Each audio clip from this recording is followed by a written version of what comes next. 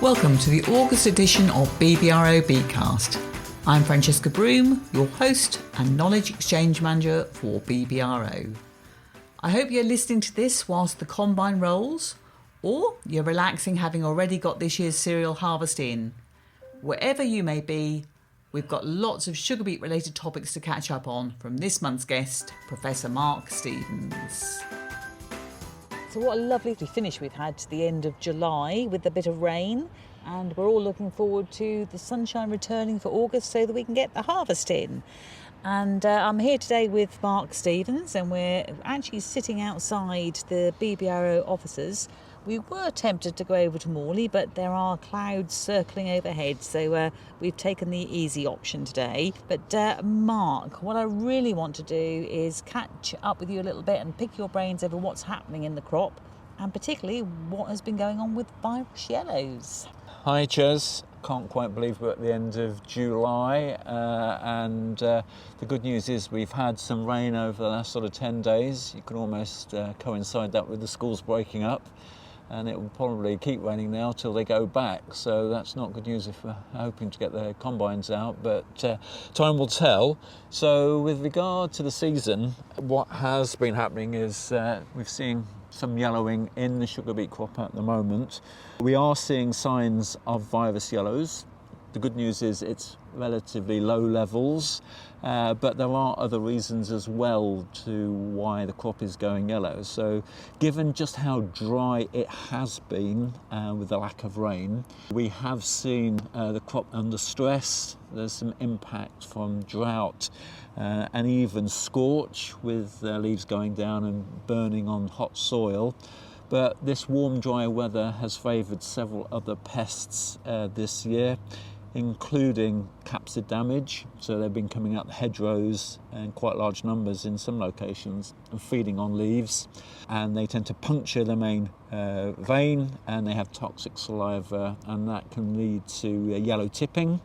And several people have thought they've got virus yellows, which we've been able to reassure isn't, but worth bearing that in mind. And then the other thing we've just started to see, and it's probably about a month earlier than I would anticipate given the situation, but reflective of how warm and dry it has been, is the occurrence of spider mite, whether that's two-spotted or red spider mite.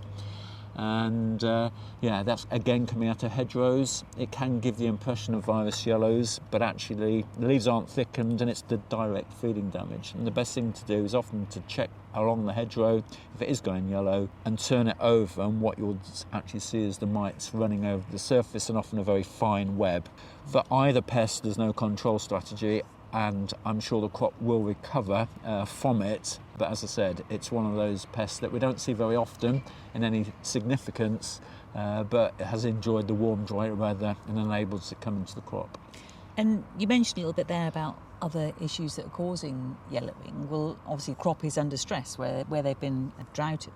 But we've also seen some nutrient deficiencies. Is there anything growers can do now if they think they have manganese or magnesium deficiency? So, all the nutrition for most of the crop went on early to develop those leaf canopy as quickly as possible.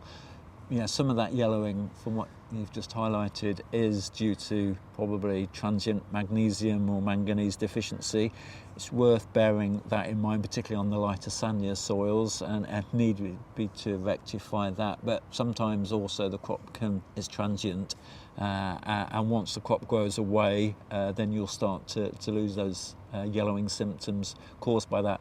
Again, it can be confused with virus yellows, but it's just worth double checking and rectifying it if need be with your agronomist, and understanding what you have gone, because there's probably many things that could turn it yellow, and it's making sure you are rectifying something that is the causal agent of it rather than doing something that may not actually be needed. And I remember talking to you back in, probably it was March time, about the virus yellows forecast, and we were very concerned about what the year held for us. But what are your thoughts of the current levels of virus we're seeing in field? Yeah, good question, Chair. So the good news is at the end of July, there's very little virus in the crop, but it has been an interesting season with regard to aphid development and build-up. So on the 1st of March, we were informed from the Rothamsted Insect Survey that the first Mysis persicide, peach potato aphids, would be migrating into the crop on the 12th of May. And the virus yellows forecast without any mitigation, that's really important to remember, was for 17% of the crop to go yellow at the end of August due to virus yellows. Now, post that forecast, we had incredibly warm weather and very little rain, and one of the driest springs on record, and that meant that those aphids that had survived the winter, and we also have to remember that January, particularly the middle 2 weeks, were very cold, and that proved to be a very effective control strategy for aphids. Limited the population, but those that had survived started to build up probably and develop wings earlier than predicted. So there was a revised forecast for aphids to fly at the end of April, and that's exactly what happened. Although there has been a slight deviance from that in that we have seen more potato aphids earlier than we were anticipating. And a lot of the aphids that came into the crop in April were Macrocipher euphorbiae, or the potato aphids. They also produce green wingless aphids and can transmit the virus, so any control strategy that was deployed was still correct. So would I be right in thinking that potentially the potato industry could have been hit? Yeah, so the aphids that affect sugar beet affect potatoes as well, and what has happened is with that mild, warm, dry condition, the Mysis, once they started to build into crops, we had a really large aphid migration right through April into first 2 weeks of June, and then numbers started to crash. Most of the crops were probably post-16 leaf when the biggest of the aphid migration occurred, but any backward crops or patchy crops, and some were patchy given how dry it was and it was impacting germination, became attractive to aphids. And as a consequence of that, we have had several situations, and I've seen levels of aphids in field where we've counted up to 50 green wingless per plant. They're incredible numbers and way above threshold. Most crops probably had 1 or 2 sprays. Some didn't need a spray at all.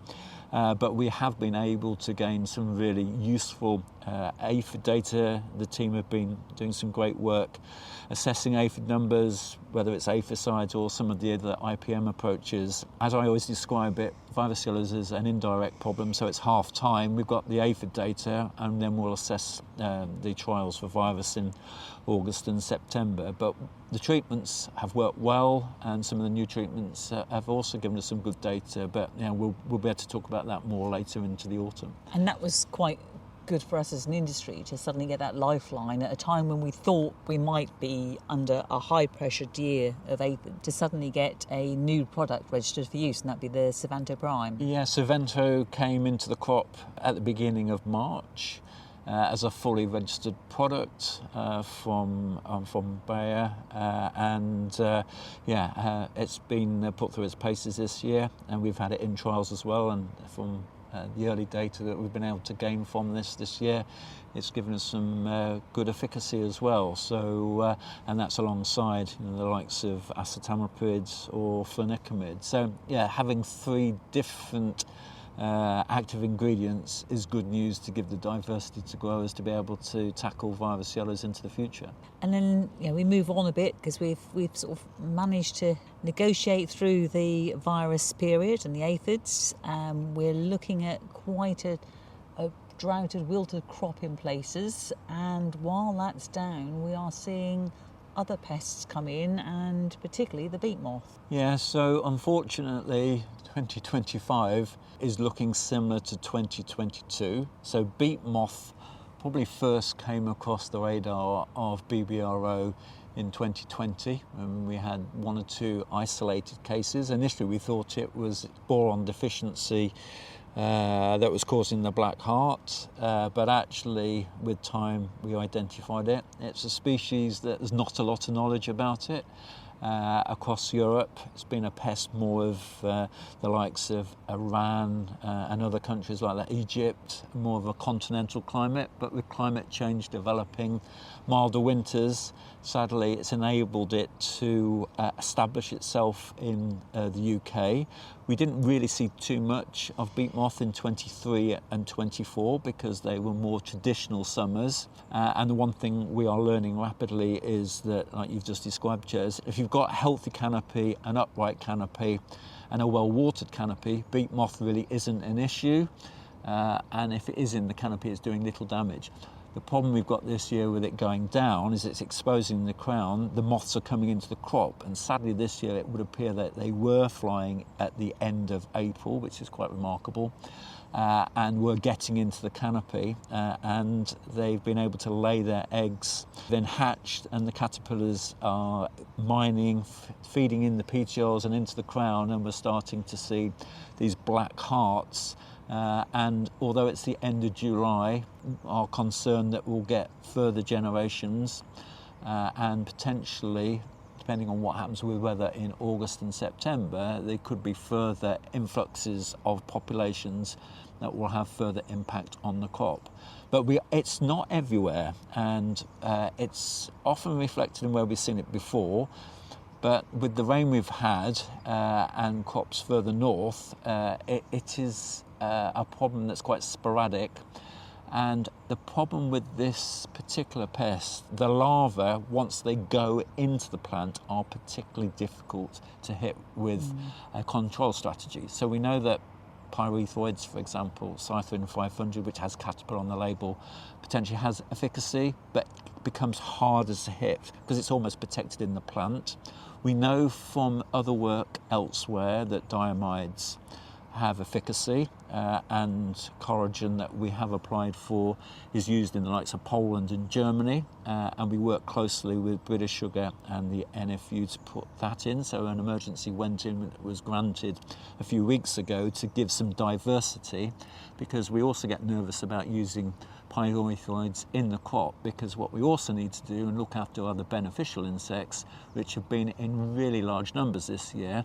And the last thing we want to be doing is taking those out as well, because they will have consequence going through the autumn, and also we've got to think about 2026 as well. And I believe I heard some talk the other day that we think ladybirds might actually be a predator of the larvae. Yeah, so although I've said there's little knowledge out there, there's been a really useful review by Polish researchers, equivalent to BBRO over there, and they've just published a fascinating review of all the literature. And we know from our own work within the BBRO team there are predators and beneficial insects, but they intimate from some of the work before that ladybirds have an impact on the larvae. And that's good news, because I don't know if you've been in Beet at the moment or if you've been spraying fungicides, the numbers of ladybirds have been incredibly high in response to the large numbers of aphids, whether that was mysis or black bean. And when ladybirds start to get on the news, it's not because it's in crops, because they're affecting tennis or cricket at the moment. So that's good news. And if that is the case, then maybe they are having an impact. But it's part of the wider knowledge we need to appreciate. And it's things like aphids and virus are mature problems that we know a lot about. Beet moth is something new that we need to learn, and hence why we are trying to put together and understand and appreciate, the consequence of this problem, particularly if it's here to stay with climate change. And we'd really like growers' support on this one, because there are a few people that have obviously got major issues, and we're asking them to score their crops and let us know not only that the level of damage, so we've given a scorecard of a 1 to 5 that's been generated with British Sugar, but we'd also like to know the percentage of field that's infected. Yeah, so we have a new beet moth fact sheet. The team have been very diligent to put that together, and that's out there. If you haven't seen it, it's on the BBRO website. Worth looking at. It gives you the latest information that we have, including pheromone traps out there. There's still a question about are they catching more species, but it's there to be used, and please refer to that. But what we're also doing is trying to understand the extent, but also the damage, because that isn't available. So there's now a 1 to 5 scoring system. Some of the team at British Sugar have been working on that, and we've adopted that and is available within that fact sheet. But it's also really important to understand how extensive it is as well. So we have a 1 to 5 damage scale, but then we also need to know how widespread it is, because what you need to appreciate is what sort of impact is it going to have on yield, but also to map it where it is in, now and in the future, and understand what's going to happen as we go in towards autumn. And the second part of that is, if people are going to be using some kind of treatment, it would be brilliant, and when we do understand the issues of this, but brilliant if they could leave a small strip untreated, just so that we can manage the efficacy and know best time to spray and what to spray. Yeah, so with something new like this, if you put a treatment on, if you haven't got something to benchmark against, it's very difficult to appreciate the value or otherwise of that treatment. Because it's not, as I've already said, and I'll emphasise again, it's not easy to hit it, particularly if you've got something that's relying on contact activity. So no one leaves part of the field without a treatment, but if you can and are prepared to do so, if you either do a small strip or whatever, at least then that gives you an opportunity to evaluate the success or otherwise of a treatment, but also give us some indication. If you're going with a pyrethroid or a diamide through the emergency authorisation that we have, it will give wider knowledge and appreciation, and we're working closely with one or two people to get that information. But if you have any comments or thoughts, they will be valuable in this picture as we start to try and work out what's available, on what works and what doesn't, and timing, because what we are potentially seeing is, under these conditions, almost a continual migration of beet moths, and that may continue through August and September. That makes it even harder to stop because you've got no defined life cycle periods. And if you read some of the literature on this pest and other moth pests, the best way to try and hit it is an egg lay or egg hatch. But if you've got protracted egg laying, when do you actually target? And we're finding situations and getting reports that people are finding very small caterpillars, 1 or 2 millimetres, but also in the same plant you've got things that are centimetre plus. So you can see that they've been in there and will continue to develop. I'm hoping the rain that we've had over recent days and may get, and particularly heavy rain events, we know that helps and can be the best control strategy. But who knows what's going to happen with the weather, and if it's conducive for them to continue to develop, that's worth just reflecting on too. And of course we're doing a lot more when it comes to monitoring the pests, and I understand that we're actually going to get some new moth traps. Yeah, so at the moment we're relying on sticky traps with pheromones that are attracting the males. That's giving an indication, and we're also working closely with a moth expert to do some identification work for us, because the beet moth is similar to other micromoth species. So just to give some reassurance, we know that the pheromones can attract other species. These are classic sort of sticky traps, but Alistair Wright has seen a company that has a new system, a sticky trap, but it's on a rotation, trying to use some AI for identification, and we have just acquired some of those that will go out into the crop this year. So again, it's just trying to make sure we're using the latest technology to give the right information to you as growers and agronomists to help with that identification and learn to know what to do next. Yeah. And unfortunately it doesn't just stop there, does it? Because we're monitoring a number of things at the moment, and one being Cercospora, but there are 3 foliar diseases about at the moment. Yeah, and we've gone from viruses to entomology issues to now coming to the fungal diseases. So we started to see powdery mildew around about the middle of July, first cases. Again, the warm, dry weather has really favoured that. Worth just checking if you haven't sprayed susceptible varieties for that. Powdery mildew, if left unchecked from the work we've done before, can decrease yield by up to 20%. We've also seen some rust, although I must admit most of the rust I've seen personally has been dried up by the dry, if not hot conditions, although the rain of recent days will probably reinvigorate that. And again, check your more susceptible varieties. And we've just started to get the first signs of Cercospora, and that's the one that makes us nervous, because that's the disease that can hit yield by up to 40%. And if you've got canopy already compromised for other reasons, whether that's pests and diseases or physiological with the drought situation, What we don't want to happen is for that to take off. So we were taking Cercospora very seriously. What was particularly concerning with the forecasts that we get, and hopefully many of you saw that we issued, was on the 18th of July. We had some very hot weather with storms approaching, and most of the map of the area went red. So that was a forecast, not to spray, but the risk was very high. And we just need to be very mindful of that going forward. So we have the products available. There are 3 active ingredients. We have the triazole, strobilurins and the SDHIs.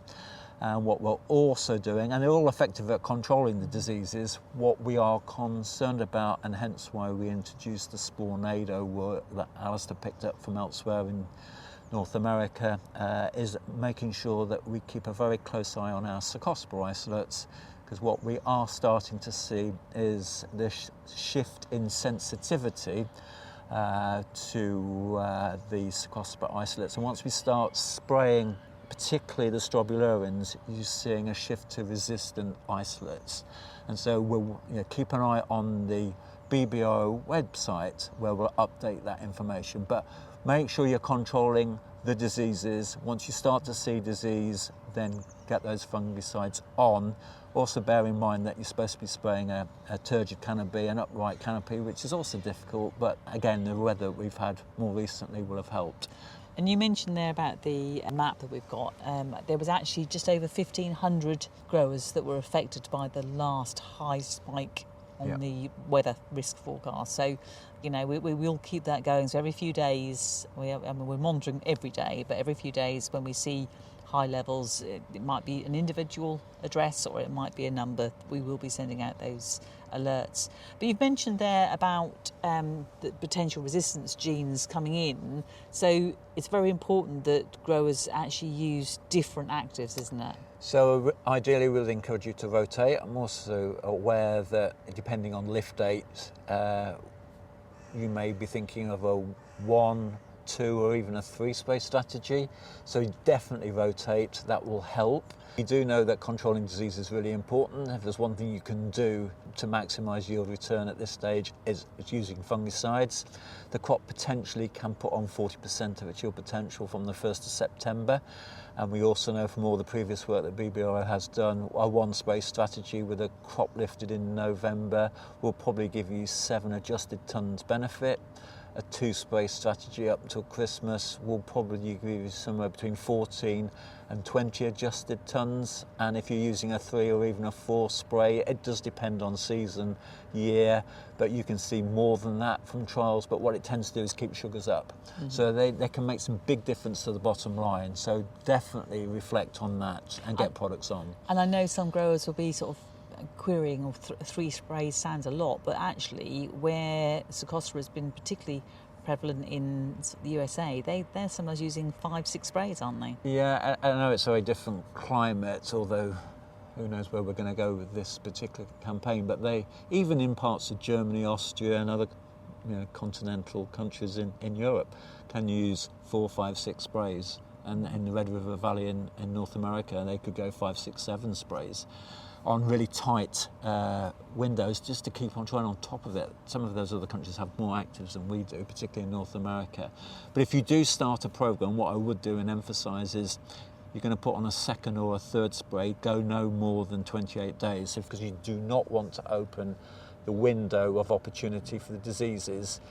We've seen it before where the first one's gone on, and for various reasons, the second one's not gone on for 5, 6, 7 weeks, after that, and then you've got reinfection, then you're firefighting, and disease has taken hold and it's having an impact on canopy. So it's worth bearing all those factors in mind. Yeah, so not to be complacent. Definitely not complacent. And obviously one of the things that we are doing this summer, or rather the autumn, is our beet field events again. So come to the end of August, and it's the 27th, 28th and 29th, we are going to be on our demo farm sites, and in the order of Linton, Navenby and then Morley, and you have a chance to catch up with the team to hear more about Cercospora, foliar disease, and we're looking at the variety trials as well. So please do try and come along. And of course, you're off on holiday tomorrow, aren't you? All I being do. well, So- so yes, looking forward to it, Yeah. and I'm going to try, if I can, to forget about sugar beet, but that's often very difficult. Yeah, we'll enjoy, and we look forward to catching up with you later. Don't forget to visit the BBRO website to book a place on our August demo farms, or to check out further info on the beet moth. For those of you in need of basis points, this month's podcast carries 1 point with the reference number